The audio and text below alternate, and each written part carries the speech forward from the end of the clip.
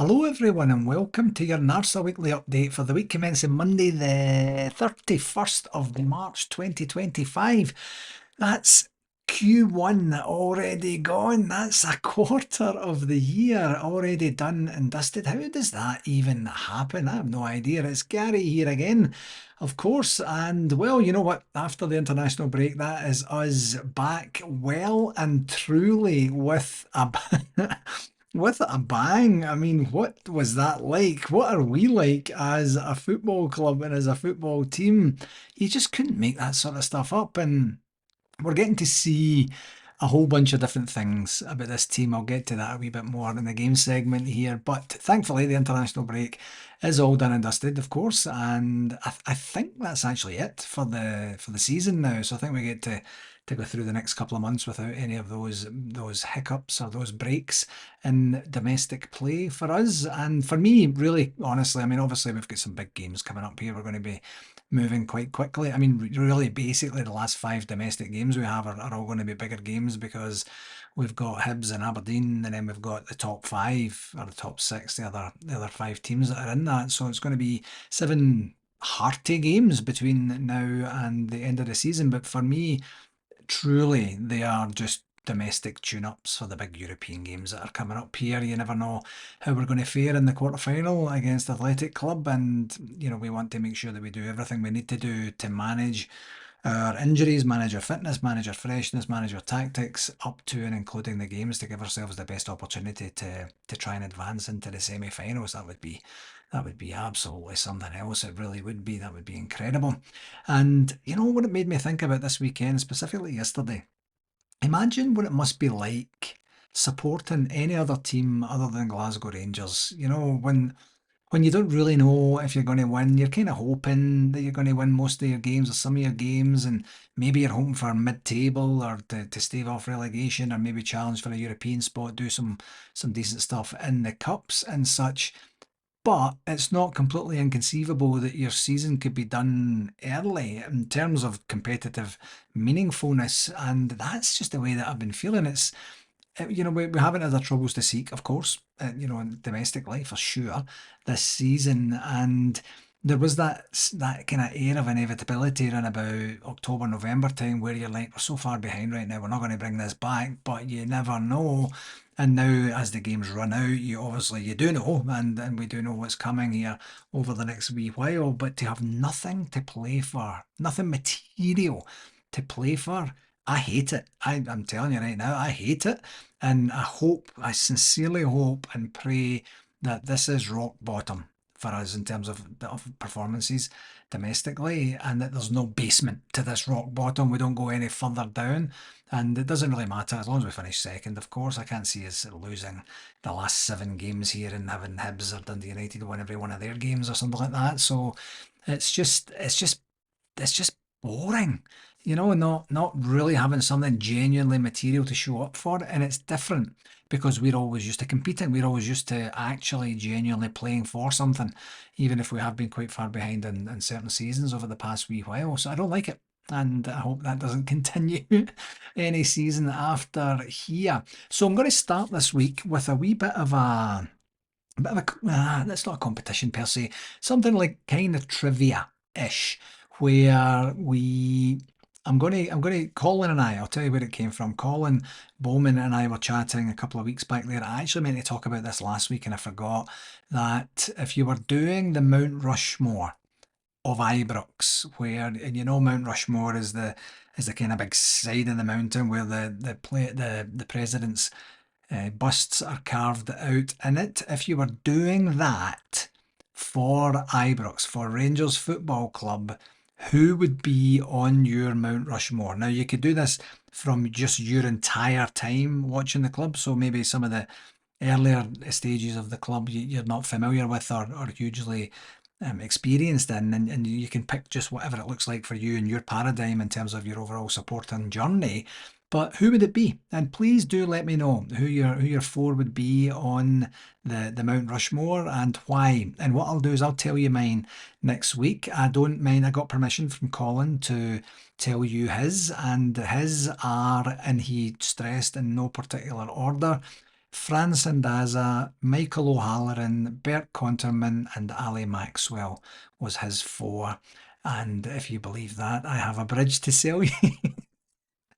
But that's, I'll say that's what he said, and then I'll see if he's listening and if he corrects me at any point in the next 24 to 48 hours with a very colourfully worded text message or voice message, I am sure. But give it a go. The Mount Rushmore, the top four most significant Rangers for you in your lifetime of supporting. Please do let me know. I love this. I actually get quite excited when Colin and I were chatting about it.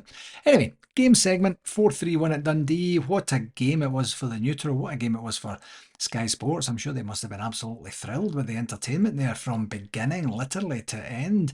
Two teams just going right at each other from all angles, and it was, I think for us it was what would you say, the worst and best and worst and best of us all over the pitch for almost the entire game. We started very, very poorly by losing a goal in the second minute.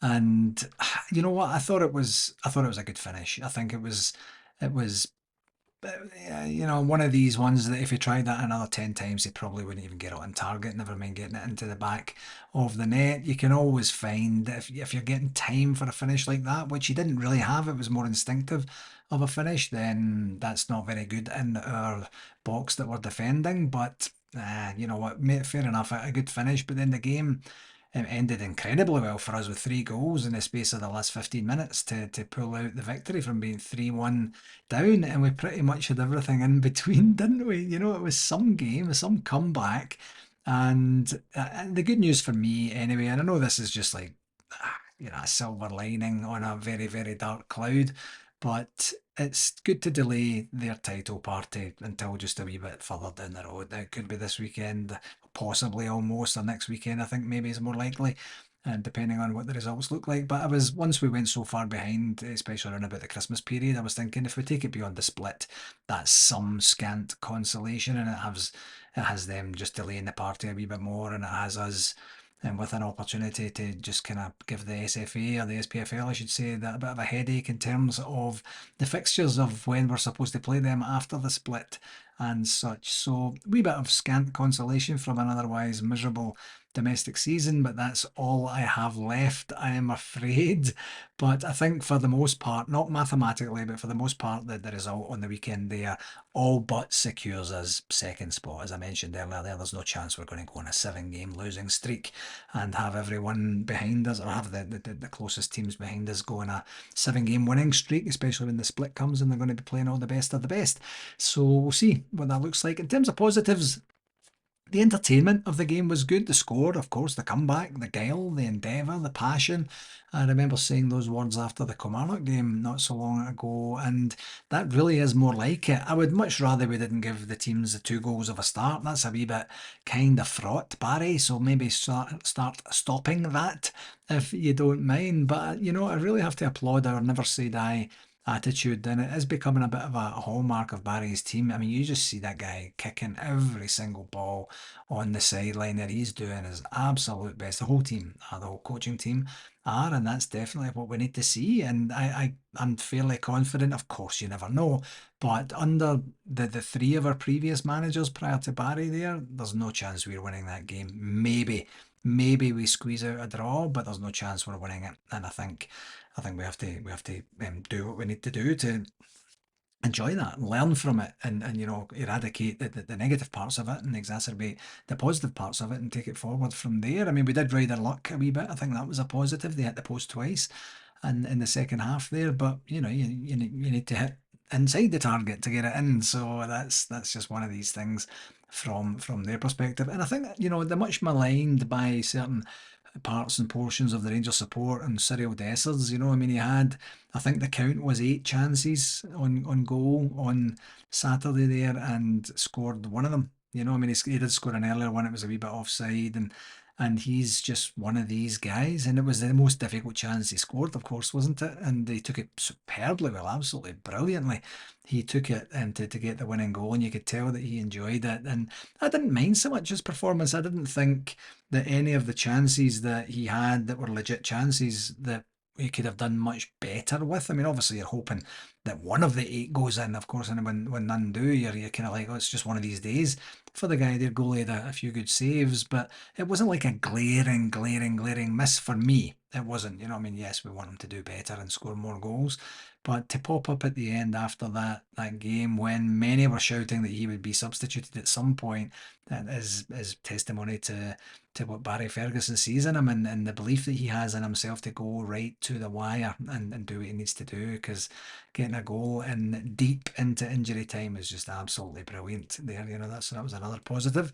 On the negatives, I think the first half display was miles off it. Our defending was terrible. Actually, everything was really off in the first half. And Leon Balogun, I don't like getting on the big man's case because I really like him, but he's just starting to be one of the best passers for every opposing team that we're playing. He's given the ball away a hell of an amount of times these days, but he wasn't the only one on the weekend, to be fair to Leon there.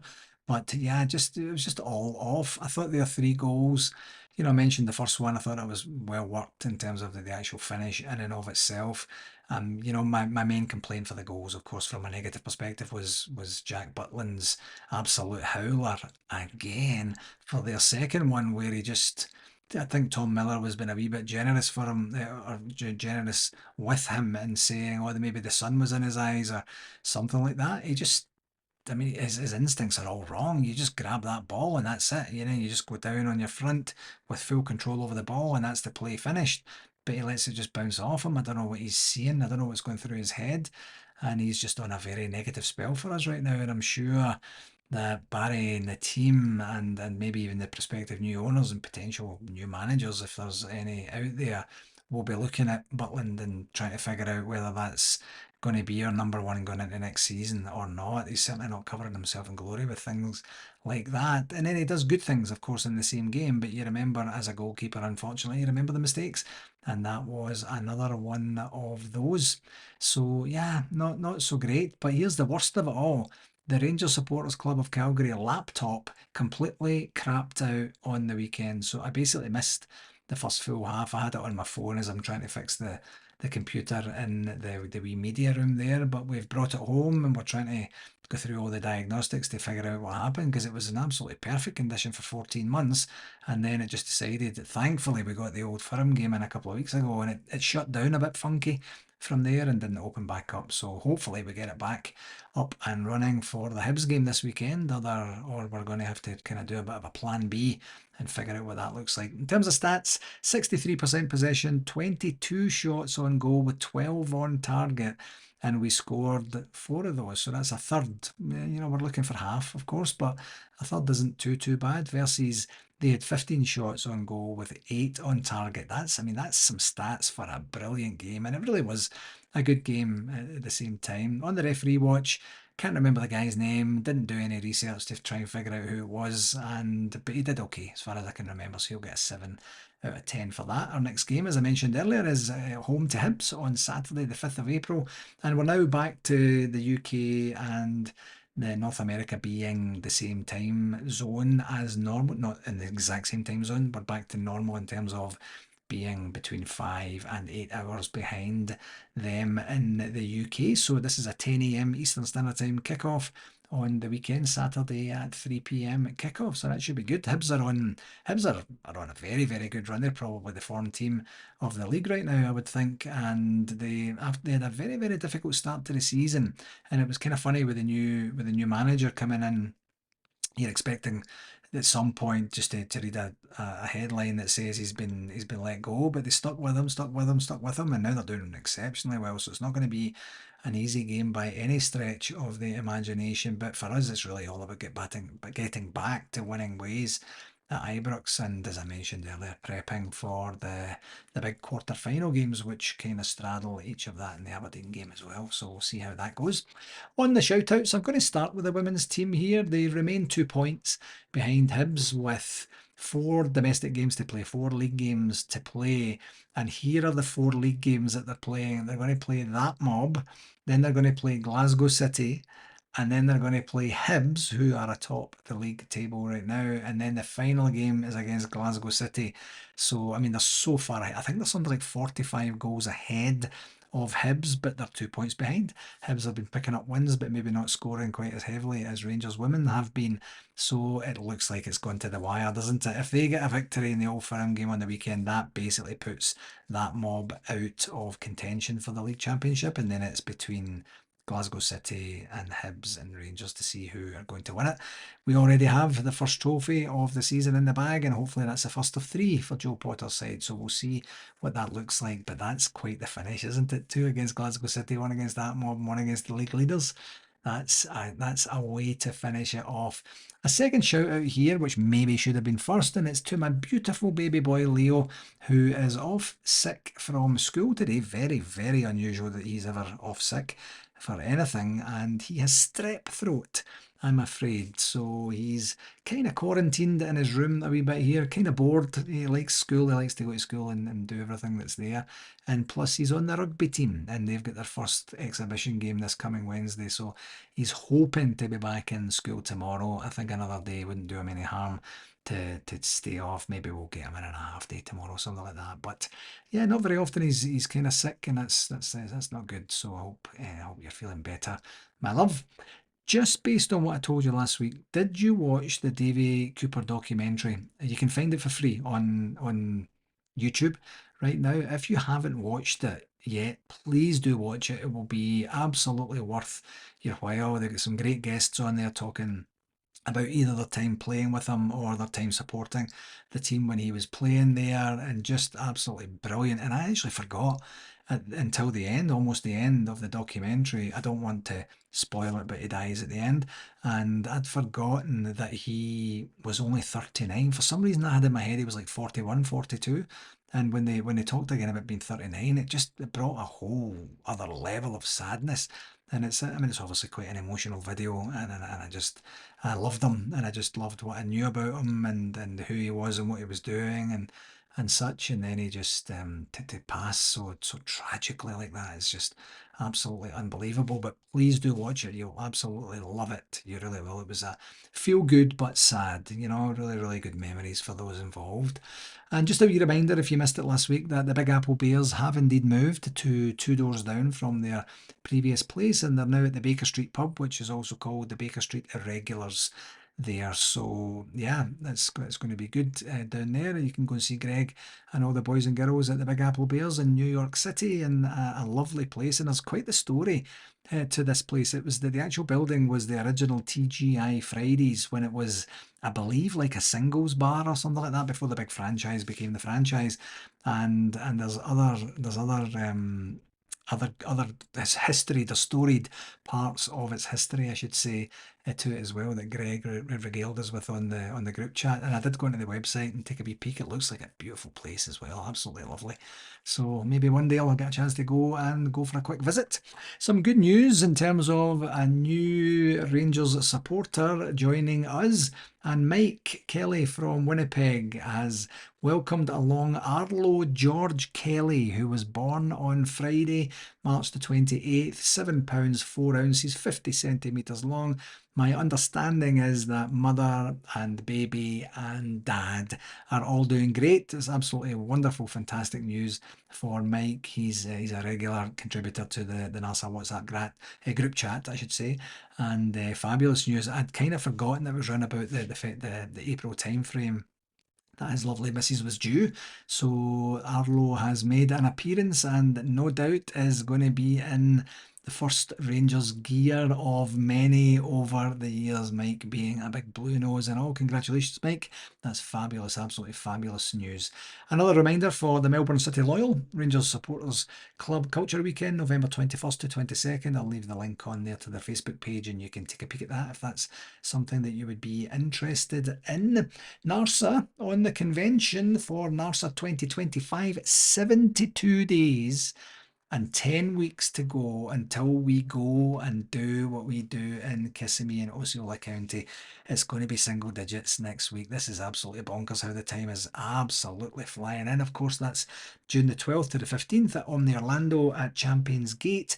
If you didn't get a chance to listen to the podcast 2 weeks ago, there was an interview that we did with Gemma and Callum, who were the winners of the Experience Kissimmee Challenge, and they get an all expenses paid trip over to Kissimmee, and they will be attending the convention as well. If you didn't get a chance, go listen to it. See, I mean, you can hear the excitement in their voices.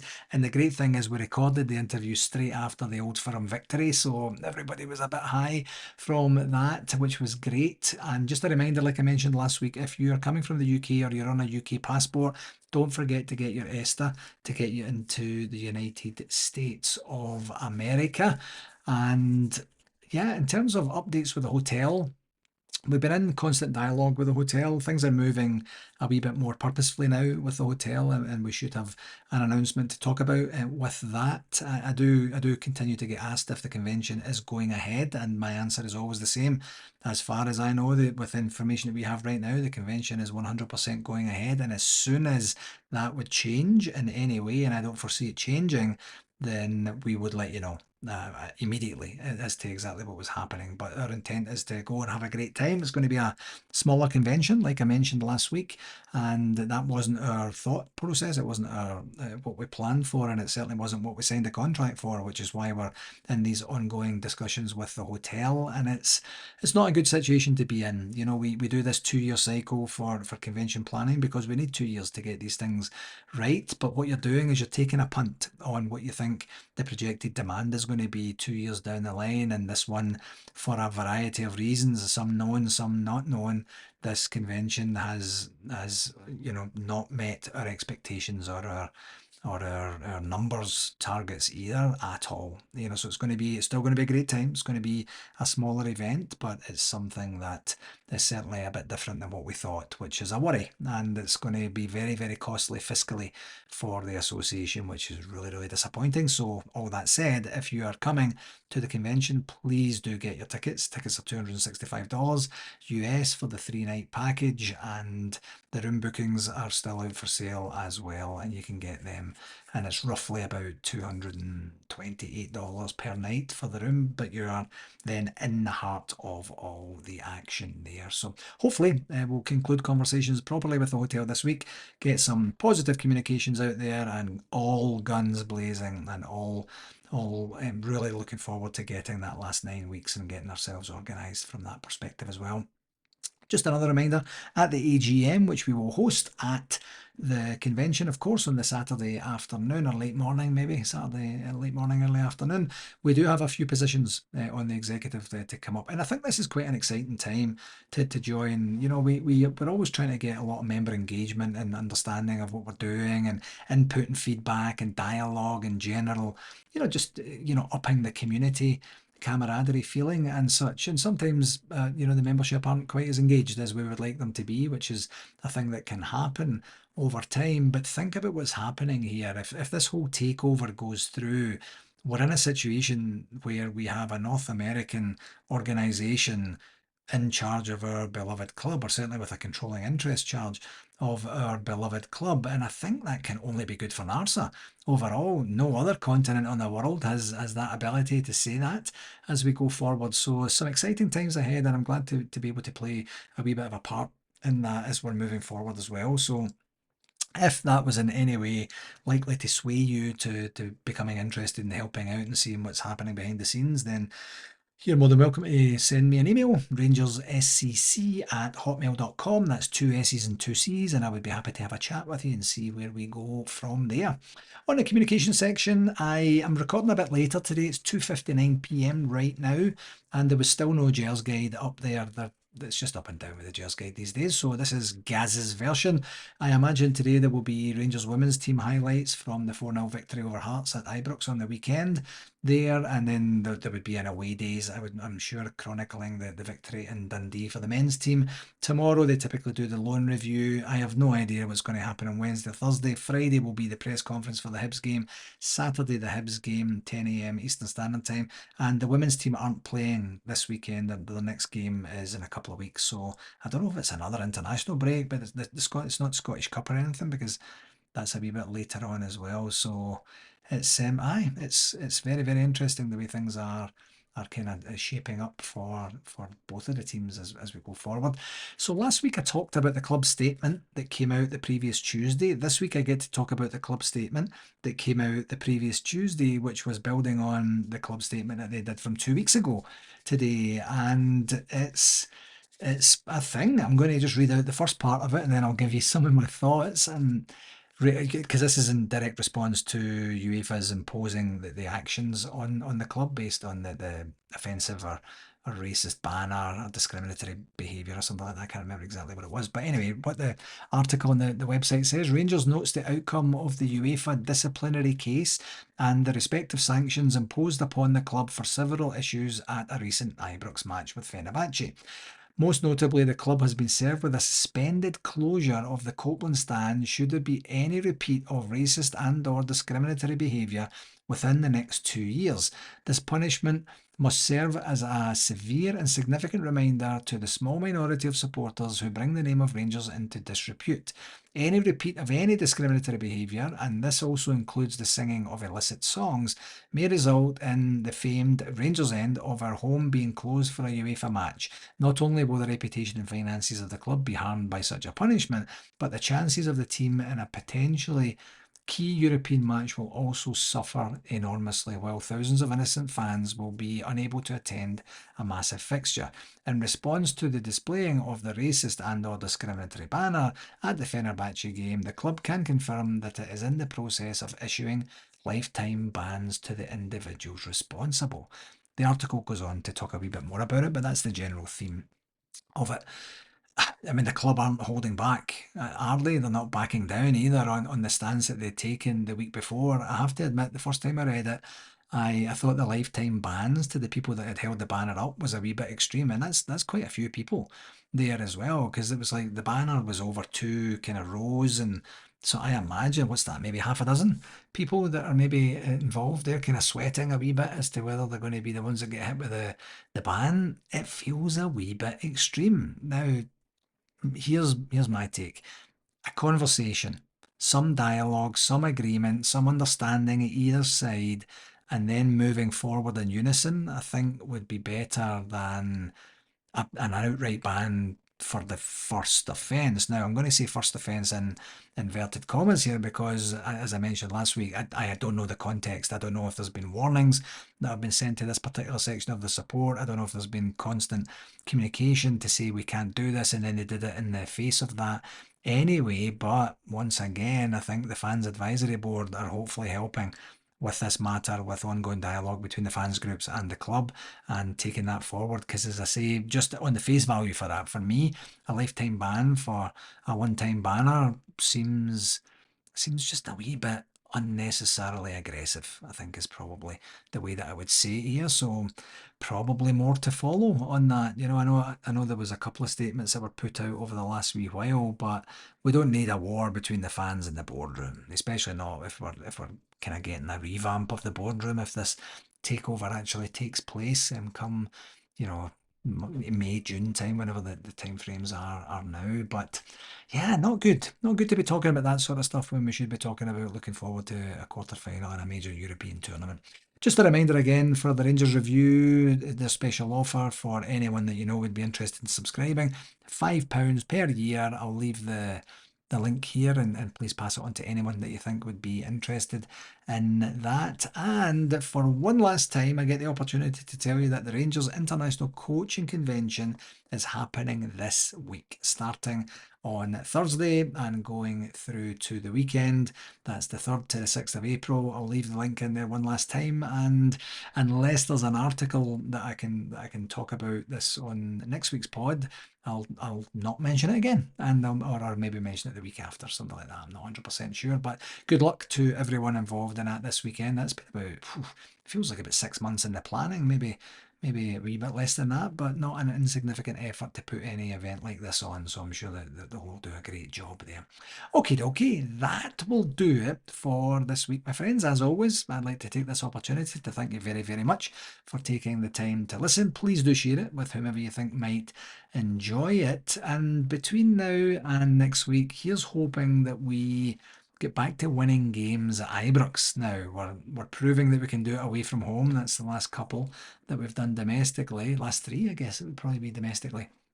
And we've lost 2 goals in every single game, at least 2 goals in every single game. So let's maybe not do that at Ibrox. Let's try and get back to it being a fortress, do what we need to do, and move forward from here. Until next week, please do take care of yourself and all the very best. Follow.